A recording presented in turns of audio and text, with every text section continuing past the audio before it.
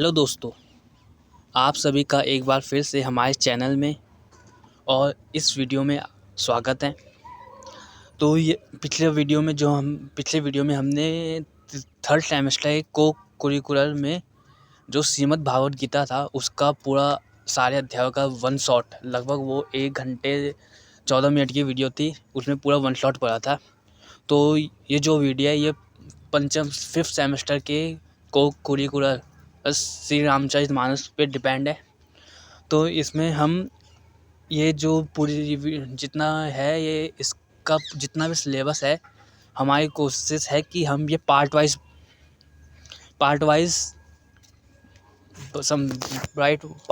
Video बनाएं, जिससे आप पार्ट में समझ सकें।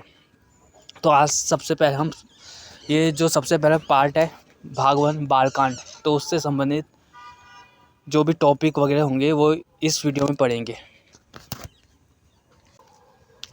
आगे जाने से पहले सबसे पहले हम जो सिलेबस है उसमें जो टॉपिक है उनके बारे में जान लेते हैं।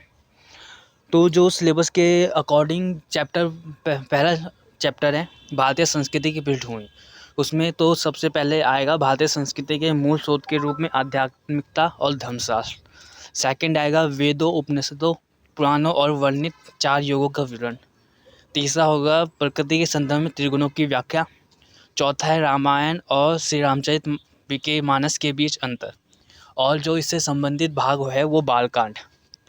तो इसमें जो मेन तो हमारा फोकस है कि बालकांड पे डिपेंड प्रश्नोत्तर करेंगे, लेकिन क्योंकि सिलेबस में ये टॉपिक दिए गए इसलिए थोड़ा बहुत इसके बारे में देखेंगे, ठीक है। तो जो इसमें तीसरा टॉपिक है प्रकृति के संदर्भ में त्रिगुणों की व्याख्या। तो जो ये त्रिगुणों की व्याख्या है, तो ये हमने जो पिछला वीडियो था तृतीय सेमेस्टर का के लिए बनाया था, जो उसमें गुणत्रय विभाग था, उसमें हमने तीनों गुणों की व्याख्या की, जिसमें 3 गुण प्रकृति 3 गुण है सत्व सम। जिसमें जो सत्व गुण है वो प्रकाश को की ओर ले जाता है। जो रजगुण है तो रजगुण तुम्हारा उसमें मनुष्य का जो चंचल स्वभाव तो रजगुण के कारण होता है। और जो उसमें आखिरी में होता है तम गुण होता है अंधकार या अज्ञानता को निरूपित करता है, ठीक है। वैसे ज़्यादातर इसमें जो है बालकांड से आने के चांसेस है। जो वीडियो है इस वाली वीडियो में बालकांड से क्वेश्चन आने के चांसेस है, ठीक है। तो इसके बाद हम जो पहला टॉपिक है आध्यात्मिकता धर्मशास्त्र और दूसरा है 4 युगों का विवरण।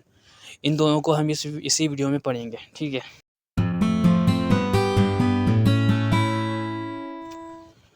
ये सबसे पहले हम टॉपिक पढ़ेंगे आध्यात्मिकता और धर्मशास्त्र। सबसे पहले है ये भारतीय संस्कृति के मूल स्रोत आध्यात्मिकता और धर्मशास्त्र है, जो उपनिषदों, वेदों, रामायण और भगवद गीता आदि धार्मिक ग्रंथों पर आधारित है, ठीक है। अब जो यह है ये संस्कृति के मूल स्रोत है वो धार्मिक आध्यात्मिकता और धर्मशास्त्र है। जो ये ग्रंथ लिखे हैं उन पर डिपेंड करता है, ठीक है।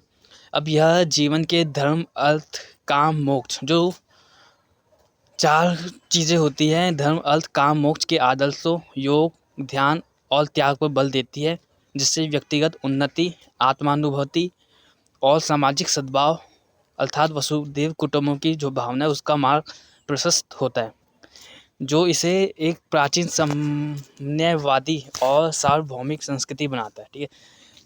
तो इसमें बस थोड़ा बहुत हम पढ़ेंगे, क्योंकि ज़्यादातर क्वेश्चन तो बालकांड से आने के क्वेश्चन चांसेस है, ठीक। अब हम देखते हैं अध्यात्म, स्पिरिचुअलिटी। तो अध्यात्म का जो अर्थ होता है, शाब्दिक अर्थ है, तो जो हम अध्यात्म का अर्थ समझते हैं वो है आत्मा और परमात्मा से सीधा संबंध स्थापित करना, चाहे वो ध्यान के माध्यम से, पूजा पाठ के माध्यम से, भक्ति के माध्यम से हो, ठीक है। अब जो वेद है भारतीय दर्शन और आध्यात्मिकता के प्राचीन स्रोत माने गए हैं। जो भारतीय संस्कृति है, सभ्यता है या आध्यात्मिकता, भक्ति भाव से संबंधित जो प्राचीन स्रोत है वो वेदों में उनका वर्णन किया गया है। अब भारतीय संस्कृति जीवन को 4 पुरुषार्थों धर्म, अर्थ, काम, मोक्ष के आधार पर देखती है। जहाँ नैतिक धर्म जहाँ धर्म में नैतिक मार्गदर्शक है और मोक्ष परम लक्ष्य है जो आध्यात्मिकता से जुड़ा हुआ है।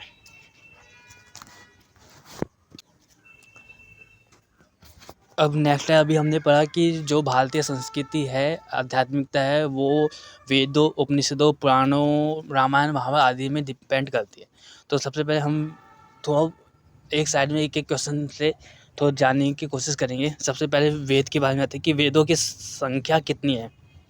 तो वेदों की संख्या 4 है, जिसमें है ऋग्वेद, सामवेद, यजुर्वेद और अथर्ववेद। जो ऋग्वेद में है उसमें देवताओं की स्तुति और प्रार्थना का वर्णन किया गया है। सामवेद है, सामवेद में संगीत, धुन और गायन, जितने भी संगीत से संबंधित तत्व है उनका सामवेद में वर्णन किया गया। और नेक्स्ट है यजुर्वेद। तो यजुर्वेद जो वेद है उसमें यज्ञों के अनुष्ठान मंत्र, जितने भी यज्ञ होता है, जितने भी प्रकार के यज्ञ होते हैं, उन सब का वर्णन यजुर्वेद में किया गया है। और लास्ट है अथर्ववेद। तो अथर्ववेद में जादू टोना और आयुर्वेद मतलब चिकित्सा विज्ञान के बारे में उसका। नेक्स्ट क्वेश्चन बनता है कि उपनिषदों की संख्या कितनी है। उपनिषदों की कुल संख्या 108 है, ठीक है। तो जिसमें से कुछ महत्वपूर्ण क्वेश्चन आगे बाई चांस अभी पूछ लेता है तो वो पूछा जा सकता है कि सत्यमेव जयते कौन से उपनिषद से लिया गया। तो सत्यमेव जयते मुंडकोपनिषद से लिया गया है, ठीक है। अब सेकंड पूछा जा सकता है कि नचिकेता और यमराज के बीच जो संवाद हुआ था, वो धर्म या मृत्यु पे संवाद हुआ था, तो वो कौन से उपनिषद से है। तो वो कठोपनिषद से है, ठीक है। अब नेक्स्ट है कि भिक्षुक और ऋषियों की कहानी के माध्यम से भ्रम की एकता का संदेश भ्रम की एकता का संदेश कौन से उपनिषद से संबंधित है। तो वो छांदोग्य उपनिषद से है, ठीक है। अब नेक्स्ट है कि आदि शंकराचार्य ने कितने उपनिषदों पर भाष्य लिखा। तो आदि शंकराचार्य ने कुल 10 उपनिषदों पर भाष्य लिखा था। अब नेक्स्ट क्वेश्चन है कि पुराणों की संख्या कितनी है। तो पुराणों की संख्या 18 होती है, जिसमें विष्णु पुराण, गरुड़ पुराण आदि शामिल है। तो जो भी ये 18 पुराण है, इन सभी के 18 उप पुराण या लघु पुराण भी है। और क्वेश्चन ये भी पूछ सकते हैं कि पुराण की रचयिता किसने किया। तो महर्षि वेदव्यास जी ने ही पुराणों की रचना की है, जिन्होंने श्रीमद् भागवत गीता भी लिखा है, ठीक है। अब जो मत्स्य पुराण है उसमें क्या उल्लेख किया गया है। मत्स्य पुराण में 5 लक्षणों का उल्लेख किया गया है, ठीक है। मत्स्य पुराण में 5 लक्षणों का उल्लेख किया है। गरुड़ पुराण में मृत्यु पुनर्जन्म का उल्लेख किया गया है, ठीक है। अब नेक्स्ट है अग्नि पुराण। अग्नि पुराण में विष्णु के विभिन्न अवतारों का वर्णन किया गया है। एक क्वेश्चन बन सकता है सबसे पुराना पुराण कौन सा है। तो पुराना पुराण ब्रह्म पुराण है, ठीक।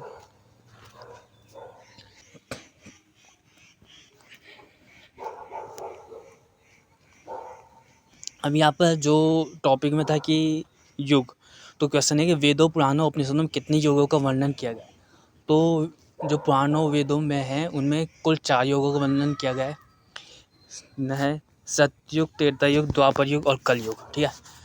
अब सबसे पहले सतयुग के बारे में जानते हैं। सतयुग, इसे सतयुग को कृतयुग भी कहा जाता है।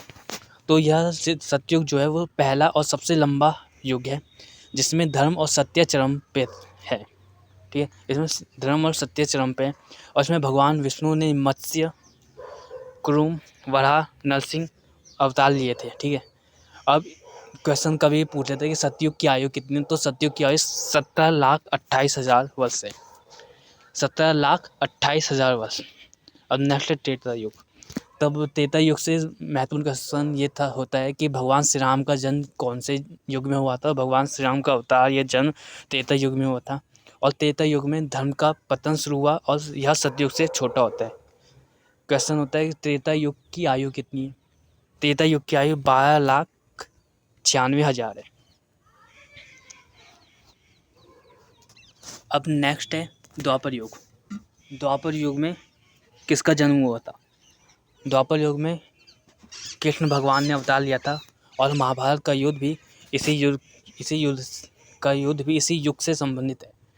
अब क्वेश्चन बन सकता है कि द्वापर युग में कितने आयु है, कितना वर्ष होता है। तो द्वापर युग की आयु है 8,64,000 वर्ष। ठीक है। अब नेक्स्ट है कलयुग। कलयुग यह वर्तमान युग है और यह सबसे छोटा युग है। इसमें अधर्म का प्रभाव अधिक होता है और इसकी आयु है 4,32,000 वर्ष।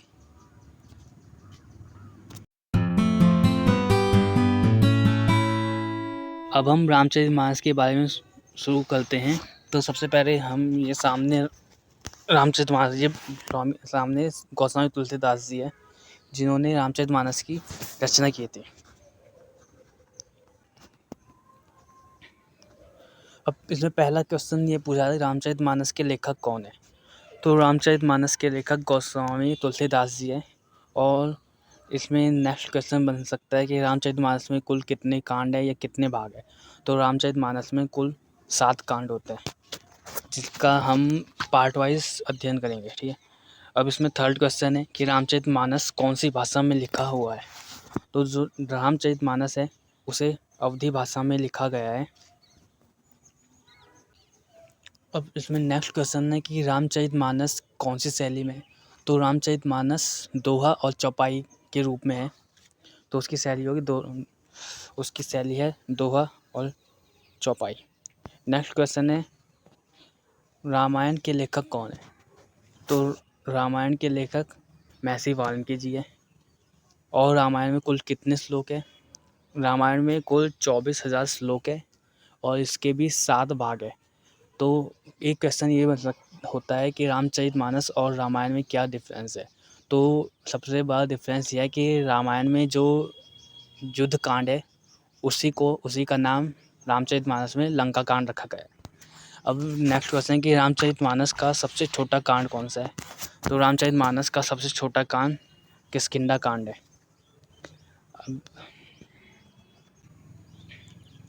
अब इसमें नेक्स्ट क्वेश्चन है, 8वां क्वेश्चन है कि रामचरितमानस का सबसे बड़ा कांड कौन सा है। तो रामचरितमानस का सबसे बड़ा कांड है बालकांड। इसमें कुल 361 दोहे हैं। अब नेक्स्ट है कि वाल्मीकि जी के बचपन का नाम क्या था। तो वाल्मीकि जी के बचपन का नाम रत्नाकर था। तो और ये जब बचपन है तो ये एक चोर डकैत थे। बाद में जब इनका मन परिवर्तन हुआ तो इन्होंने चोरी छोड़ के धार्मिक भावनाओं का अपनाया और जो इनका नाम आगे चलकर वाल्मीकि हुआ। अब नेक्स्ट क्वेश्चन है कि तुलसीदास जी के बचपन का नाम क्या है। तो तुलसीदास जी के बचपन का नाम था रामबोला और इनकी माता का नाम था हुलसी। अब हम बालकांड के बारे में पढ़ेंगे। तो बालकांड में 4 महत्वपूर्ण प्रसंग हैं जिसमें सबसे पहला प्रसंग है राम जन्म। भगवान राम का जन्म हुआ था। उसके बाद है विश्वामित्र जी के साथ जाना। तो जो विश्वामित्र जी है वो राम और लक्ष्मण को अपने साथ ले गए थे। और उसी के साथ है कि उसी के बाद है अहिल्या उद्धार। ठीक है। अहिल्या उद्धार के बाद है सीता स्वयंवर। ठीक है। इन चारों के बारे में हम यहाँ इन चारों प्रसंग से संबंधित प्रश्नोत्तर यहाँ देखेंगे।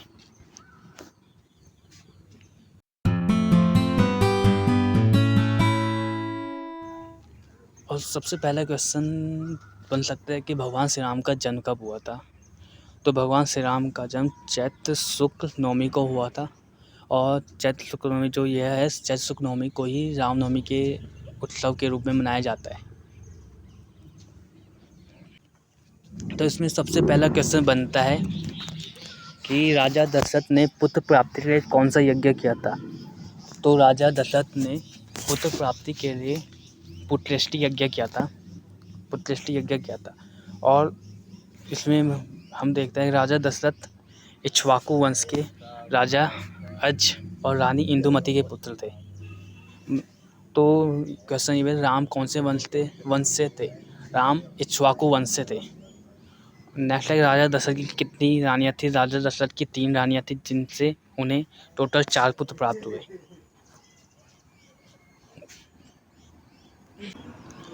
अब इसमें देखते हैं राजा दशरथ थे, राजा अज और इंदुमती के पुत्र थे। उनकी 3 रानियाँ थी, कौशल्या, सुमित्रा, कैकेयी। और राजा दशरथ ने पुत्र प्राप्ति के लिए पुत्रेष्टि यज्ञ किया था। तो पुत्रेष्टि यज्ञ के जो फल के स्वरूप में खीर थी, तो वो खीर के 2 भाग थे जो उन्होंने कौशल्या और कैकेयी को दिया था, और उन्हीं में से थोड़ा थोड़ा भाग सुमित्रा को दिया, दोनों ने दिया था। इसलिए कौशल्या से भगवान श्री राम हुए, कैकेयी से भरत हुए और सुमित्रा से लक्ष्मण और शत्रुघ्न हुए। लक्ष्मण भगवान राम के साथ रहे और शत्रुघ्न भरत जी के साथ। तो जो चारों थे, राम, लक्ष्मण, भरत और शत्रुघ्न, सभी भगवान विष्णु के ही अंश थे। अब नेक्स्ट क्वेश्चन है कि राजा दशरथ के कुल कितनी संतान थे। तो सभी को पता है कि राजा दशरथ की 4 पुत्र थे, लेकिन ये गलत है। राजा दशरथ की कुल 5 संतानें थी, क्योंकि कुछ मान्यताओं के अनुसार है कि उनकी एक पुत्री भी थी जो सबसे बड़ी थी, जो चारों भाइयों में से भी सबसे बड़ी थी, जिसका नाम था शांता। जो ये शांता थी वो दशरथ और कौशल्या की पुत्री थी, जिसे उन्होंने अंग देश के राजा थे रोमपाद और रानी थी वल्सनी, उनको गोद दे दी थी। जो रानी वल्सनी थी वो कौशल्या की बहन थी। ठीक है। बाद में जो शांता का विवाह हुआ था वो ऋष्य सिंह के साथ हुआ था, और यह ऋष्य सिंह ने ही राम के जन्म के लिए पुत्रेष्टि यज्ञ करवाया था। अब नेक्स्ट है कि भगवान विष्णु के सुदर्शन चक्र के अवतार कौन थे। तो अभी हमने बताया कि जो राम, लक्ष्मण, भरत, शत्रुघ्न थे वो सभी भगवान विष्णु के ही अंश थे। जो श्री राम थे वो स्वयं भगवान विष्णु का अवतार थे। जो लक्ष्मण थे वो भगवान विष्णु के आसन अर्थात शेषनाग के अवतार थे। और जो भरत थे वो भगवान विष्णु के 5 जन्य शंख के अवतार थे। ठीक है। और जो शत्रुघ्न थे वो भगवान विष्णु के सुदर्शन चक्र के अवतार थे। ठीक है। अब यहाँ पर क्वेश्चन था कि सुदर्शन चक्र के अवतार कौन है, तो उसका आंसर होगा शत्रुघ्न।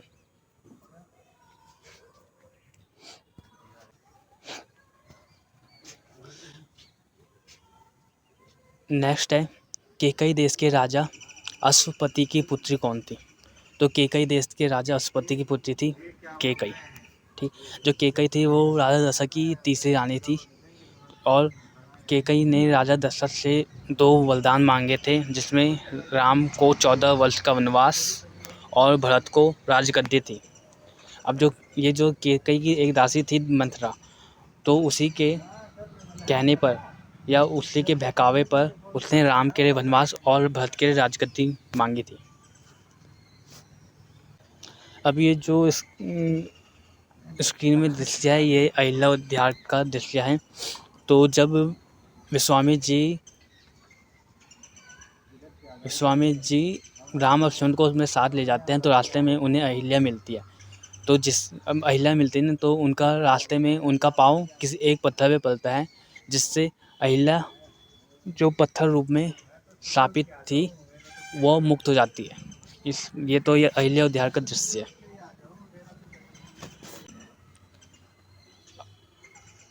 अब नेक्स्ट क्वेश्चन है कि राम लक्ष्मण को अपने साथ वन में कौन लेने गए थे।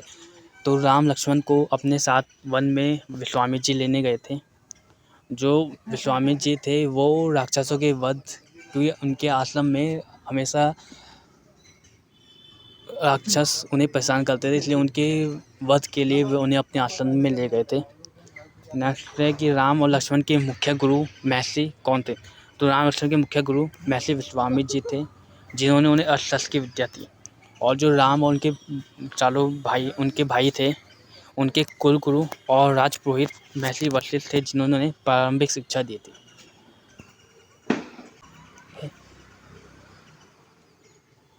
अब नेक्स्ट क्वेश्चन है कि विश्वामित्र के साथ वन में जाते समय राम के पवित्र चरणों से किसका उद्धार हुआ था। अभी हमने पढ़ा कि जब राम जी का पैर एक पत्थर में पड़ा था, तो उससे अहिल्या जो उन्होंने श्राप मिला था उससे मुक्त हुई थी। तो इसमें आंसर होगा अहिल्या का उद्धार हुआ था। तो अहिल्या जो थी वो ब्रह्मा जी की मानस पुत्री थी, और उनका विवाह गौतम ऋषि से हुआ था, मतलब गौतम ऋषि की पत्नी थी अहिल्या। गौतम ऋषि ने ही अहिल्या को श्राप दिया था, क्योंकि इंद्र ने गौतम ऋषि का बेल धारण कर किया था और अहिल्या के साथ ढोंग किया था। तो इस कारण इंद्र के कारण ही अहिल्या को गौतम ने श्राप दिया था, जिससे वो पत्थर की बन गई थी। और यह दृश्य पर वो भगवान वो महर्षि विश्वामित्र जी के आश्रम का है, जब राम और लक्ष्मण जो यहाँ पे राक्षस थे उनका वध करते हैं।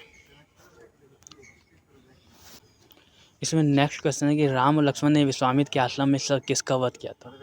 तो राम और लक्ष्मण थे, उन्होंने विश्वामित्र के आश्रम में सबसे पहले तारका वध किया था, उसके बाद सुबाहु और मारीच का वध किया था। तो इसका आंसर उपरोक्त सभी सही है। जो मारीच और सुबाहु थे वो तारका के पुत्र थे, जो राक्षसी थी तारका उसके पुत्र थे मारीच और सुबाहु। अब नेक्स्ट है कि मारीच को तो वो भगवान राम ने मानास्त्र से समुद्र में फेंक दिया था, और जो सुबाहु थे उसको अग्नि और वायु अस्त्रों से मार डाला था।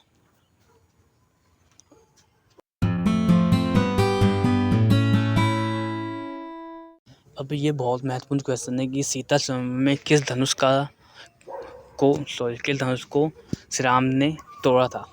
सारंग, कोडन, पिनाक और गंधा। जो सारंग था वो भगवान विष्णु का धनुष था, तो भगवान राम का भी धनुष था। कोडन भी भगवान श्री राम का धनुष था। जो पिनाक था वो भगवान शिव का धनुष था, जिसे सीता स्वयंवर में भगवान श्री राम ने तोड़ा था। और जो गंधर्व था गांत्री, वो लक्ष्मण जी का धनुष था। ठीक है, अब भगवान जो शिव थे उन्होंने पिनाक धनुष परशुराम जी को दिया था, इसलिए धनुष टूटने पर परशुराम जी क्रोधित हुए थे। और जो परशुराम जी थे उन्होंने यह धनुष राजा जनक के पूर्वजों देवरात को दिया था। अब नेक्स्ट क्वेश्चन है कि लक्ष्मण की पत्नी का क्या नाम था। तो ये जब राम का सीता के साथ विवाह हुआ था, तो साथ ही उनके तीनों भाइयों का भी विवाह हुआ था। तो सीता श्री राम की पत्नी थी, मांडवी भरत की पत्नी थी, उर्मिला लक्ष्मण की पत्नी थी, और श्रुतकीर्ति शत्रुघ्न की पत्नी थी। तो क्वेश्चन है कि लक्ष्मण की पत्नी का क्या नाम था। तो उर्मिला इसका सही आंसर होगा। ठीक, अब जो सीता और उर्मिला दोनों राजा जनक और रानी सुनैना की पुत्र थी। और जो मांडवी और श्रुतकीर्ति थी, मांडवी के राजा जनक के छोटे भाई थे कुशध्वज और चंद्रभागा की पुत्री थी। अब नेक्स्ट क्वेश्चन है कि रामचरितमानस की शुरुआत में जो प्रथम श्लोक है उसमें किसकी वंदना की गई है। तो जो रामचरितमानस का पहला श्लोक है उसमें वाणी सरस्वती और विनायक श्री गणेश जी की वंदना की गई है। और रामचरितमानस की रचना गोस्वामी तुलसीदास जी ने अवधी भाषा में की थी। अब इसमें नेक्स्ट क्वेश्चन है कि अयोध्या किस नदी के तट पर स्थित है। तो अयोध्या जो है वो वर्तमान में उत्तर प्रदेश राज्य में है, और वो घाघरा नदी के तट पर स्थित है। और जो घाघरा नदी उसे सरयू नदी भी कहा जाता है। तो ज़्यादातर तो क्वेश्चन आता है किस नदी पे, तो सरयू नदी का ऑप्शन होता है, लेकिन बाई चांस घाघरा नदी का ऑप्शन आता है तो आंसर घाघरा नदी होगा। अगर दोनों ऑप्शन आए तो मेनली सरयू नदी मुख्य रूप से इसका आंसर होगा। अब इसमें नेक्स्ट क्वेश्चन है कि राजा जनक कहाँ के राजा थे। तो राजा जनक थे, मतलब सीता के पिता थे, वो मिथिला के राजा थे। और वर्तमान में जो मिथिला का भाग है वह भारत और नेपाल दोनों राज्यों में लगता है। और राजा जनक के छोटे भाई का भी नाम बताया था, कुशध्वज थे। कुशध्वज और राजा जनक के दो पुत्रियाँ थी, सीता और उर्मिला। अब नेक्स्ट क्वेश्चन है कि राजा जनक को खेत में हल चलाते समय कौन मिली। तो राजा जनक को खेत में हल चलाते समय सीता मिली थी। और सीता के अन्य नाम हम अगर देखते हैं तो सीता के अन्य नाम हैं जानकी, मैथिली, भूमिपुत्र, रामवल्लभा, भूसुता, वैदेही। ये सीता के अन्य नाम हैं जिन्हें रामचरितमानस में संबोधित किया गया। नेक्स्ट क्वेश्चन है भगवान परशुराम ने राम को कौन सा धनुष दिया था। तो भगवान परशुराम ने राम को सारंग धनुष दिया था। और जो विजय धनुष था वह शत्रुघ्न के धनुष का नाम था। कोदंड श्री राम का धनुष था और पिनाक वो शिव धनुष था जिसको सीता संवर में भगवान राम ने तोड़ा था। अब ये लास्ट क्वेश्चन है कि भगवान राम स्वभाव से कैसे थे। तो भगवान राम स्वभाव से विनम्र थे, धैर्यवान थे और दयालु थे। तो ये उपयुक्त सभी क्वेश्चन सही होगा। तो कभी कभी ये क्वेश्चन पूछ लेता है कि भगवान राम स्वभाव से कैसे थे, तो इसका ऑप्शन जो भी उस हिसाब से होगा। तो ज़्यादातर विनम्र थे, धैर्यवान थे, दयालु थे, सत्यवाद सत्य बोलते थे। ये सब भगवान राम के स्वभाव थे। ठीक है, तो फ्रेंड अभी हमने रामचरितमानस था उसका परिचय पढ़ लिया है और जो बालकांड से संबंधित 4 प्रसंग थे उन सभी के बारे में हमने जो भी उससे संबंधित क्वेश्चन हो सकते थे वो हमने यहाँ पे पढ़ लिया। तो इसके बाद हम यहाँ पे जितने भी बालकांड से संबंधित प्रसंग थे उनका जो हमने अध्ययन किया है, तो इनमें से भी कुछ क्वेश्चन एग्ज़ाम में आने की संभावना हो सकती है। ठीक है, तो इस वीडियो को ज़रूर देखना। हो या कोई भी क्वेश्चन ऐसा लगे कि हमने इसमें बताया नहीं है तो आप कमेंट बॉक्स में लिख देना, जिससे हम अगली वीडियो में उस क्वेश्चन को रख सके और उसके बारे में जो भी उससे संबंधित तथ्य हो उसको समझा सके। बाकी अभी के लिए धन्यवाद। और जो भी आपके साथ के हो, आपके साथ जितने भी दोस्त हो उनको यह वीडियो ज़रूर शेयर करें जिनका भी परसों एग्ज़ाम, मतलब जब भी श्रीमद् भागवत गीता का एग्ज़ाम हो तो वो भी एग्ज़ाम से पहले यह वीडियो देख ले। क्योंकि अभी परसों हुआ था बीए का एग्ज़ाम हुआ था और जो हमने वीडियो बनाई थी श्रीमद् भागवत गीता से उससे लगभग 60% क्वेश्चन उस वीडियो से पूछे गए हैं, सीधे सीधे पूछे गए हैं और सेम टू सेम पूछे गए थे जो हमने बताया था। ठीक है, तो जितने भी दोस्त होंगे उनको भी यह वीडियो शेयर कर देना जिससे वो पढ़ सके और नेक्स्ट वीडियो जल्दी अपलोड हो जाएगी। Thank you.